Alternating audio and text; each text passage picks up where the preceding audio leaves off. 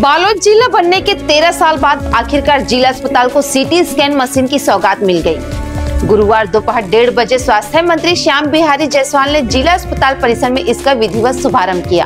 अब तक CT scan के लिए लोगों को निजी क्लिनिक, अस्पताल या दूसरे जिलों का रुख करना पड़ता था, लेकिन मशीन लगने के बाद यह सुविधा जिले में ही उपलब्ध हो जाएगी। अस्पताल प्रबंधन के मुताबिक मशीन इंस्टॉल कर दी गई है और इसे चलाने के लिए तकनीकी कर्मचारी की भी व्यवस्था हो चुकी है। स्वास्थ्य विभाग का दावा है कि जल्द ही यहां जांच की सुविधा शुरू हो जाएगी। सीटी स्कैन मशीन आधुनिक चिकित्सा उपकरण है जो एक्सरे और कंप्यूटर तकनीकी की मदद से शरीर के अंदरूनी अंगों, हड्डियों और ऊतकों की स्पष्ट तस्वीरें तैयार करती है।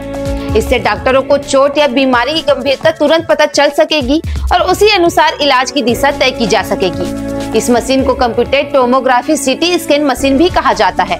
शुभारंभ कार्यक्रम में स्वास्थ्य मंत्री के साथ भाजपा नेता और अन्य जनप्रतिनिधि भी मौजूद रहे। आगे अपडेट के लिए हमारे न्यूज चैनल द छत्तीसगढ़ को सब्सक्राइब करें।